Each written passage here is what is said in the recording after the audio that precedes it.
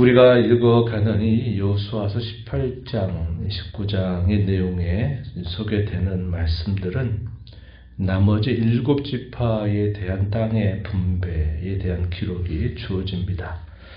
우리가 앞에서 읽었던 바와 같이 유다 지파의 경우 요단서편에서 가장 먼저 땅을 분배받고 또 그러한 일에 있어서 가장 선두에 앞장섰던 지파였다는 것을 우리가 확인하게 되죠. 그리고 이어서 요셉의 두 아들이 이루는 지파 에브라임과 므낫세 이 두 지파들에 대한 땅의 분배 내용도 우리가 함께 살펴보았습니다. 그리고 이제 나머지 7지파의 경우는 시간을 많이 지체했던 것 같아요. 그러다 보니까 여호수아가 안 되겠다 싶어서 이들을 불러드립니다.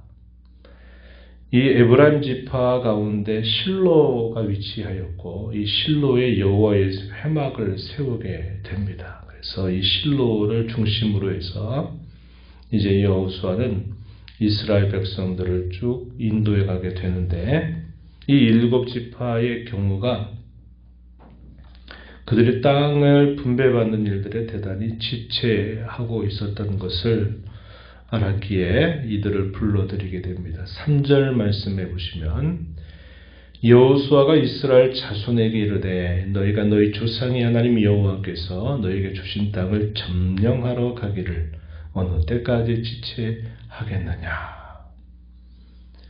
7지파의 경우는 지체한 그런 모습을 보여주죠. 그러다 보니까 그들이 왜 가만히 있고 더 나아가지 않느냐 하는 일로 인해서 책망하면서 서두를 것을 그들에게 요구하게 됩니다. 그리고서는 이 여호수아가 각 지파의 3사람씩을 선정을 해서 이 나머지 땅을 7부분으로 저세히 나누어 오게 하라고 명령을 내립니다. 그리고 그 분배한 그 땅을 가지고서 실로에 있는 여호와 앞에서 거기서 제비를 뽑아서 나누어 주겠다라고 이렇게 말을 해주게 됩니다. 그래서 이러한 명령에 따라서 7지파의 할당되는 여러 땅들, 그 땅들을 나누고 난 다음에 마침내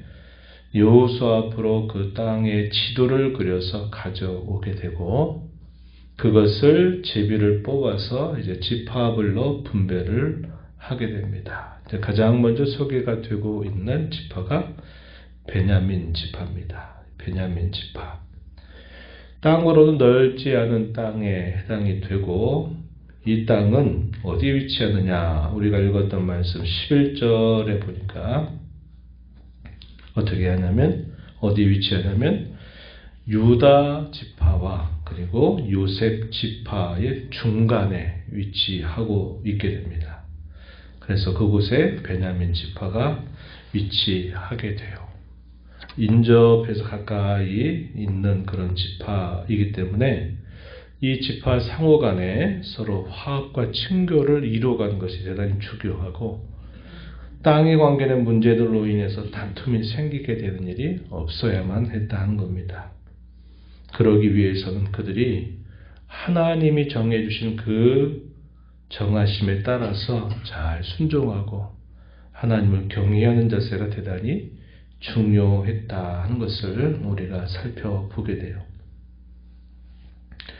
각 지파들이 지체하게 되는 그런 여러 가지 원인이 있겠지만은 그러나 우리가 분명하게 보는 것은 그들이 더 이상 앞으로 나아가기를 진행하지 않고 지체하고 있는 그 모습들이 하나님 앞에서 올바른 것이 아니었다는 것을 우리는 알아야 합니다. 유다 지파의 경우는 대단히 긍정적으로 나아갔어요. 그 가장 선두에 우리가 알고 있는 것처럼 갈렙이 자신이 모세가 다스리고 있던 때 그 백성들을 인도하고 있을 때에 자신에게 요구할 것을 들어주겠다 했던 것처럼 가장 꺼려할 만한 헤브론 산지를 자신에게 달라라고 요구하면서 이 요셉 지파들이 가장 선두에 나서서 적극적인 태도를 보이죠. 그리고 우리가 그 다음에 읽어본 것처럼 요셉의 두 지파입니다. 그런데 이 두 지파의 경우는 땅은 분배를 받지만 그 땅에 대한 불평을 늘여놓았던 것을 우리가 보죠. 그래서 여호수아는 그들에게 말하기를 남아있는 대적들을 쫓아내라. 하나님이 승리를 약속하셨다. 이렇게 말하고 또 너희 가운데 있는 삼림 지역이 많이 있으니 그것을 개척해라. 이렇게 요구를 하면서 이 두 지파의 경우는 좀 부정적인 면모를 나타내 주었다 하는 것을 우리가 보게 돼요.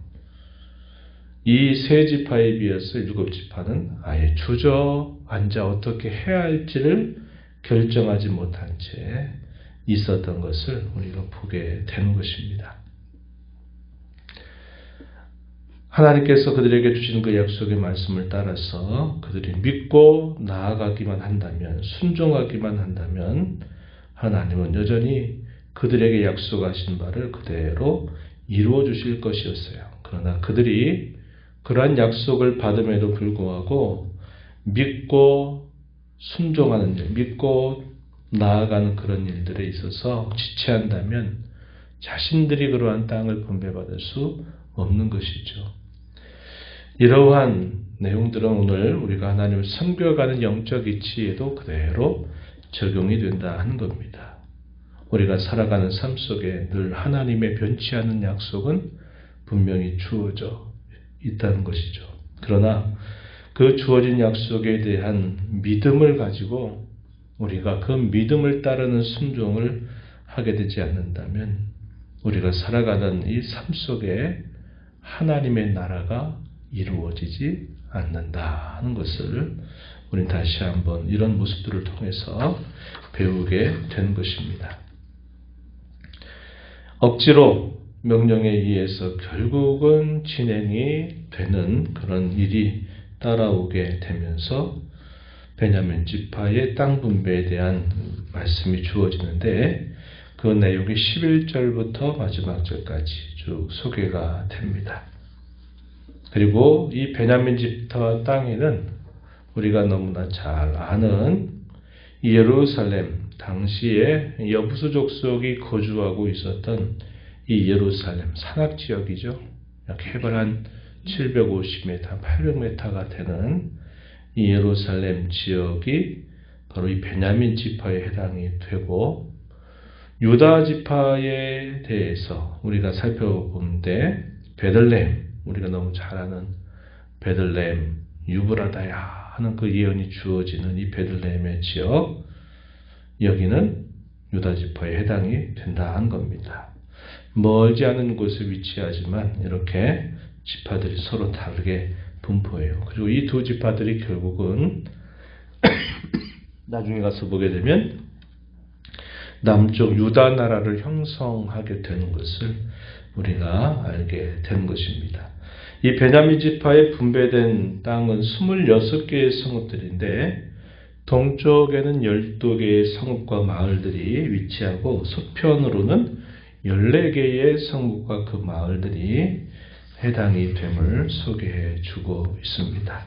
그래서 우리가 읽은 부분 마지막 부분 보면 먼저 24절에 그발 암모니와 브니와 게바인이 12성읍과 또 그 마을들, 28절 가서 보면 셀라와 엘렙과 여부스 곧 예루살렘과 기브엇과 기자신이 14성읍이요 또 그 마을들이라. 그래서 동쪽과 서쪽으로 이렇게 12성읍, 14성읍, 26개의 성읍과 마을을 그들의 땅으로 분배받게 된 것입니다. 오늘 우리가 이 말씀을 보면서 태만과 지체함, 주저함, 이것은 우리가 하나님의 뜻을 이루는 데 있어서 우리가 조심해야 될 부분임을 우리가 배우게 된 것입니다.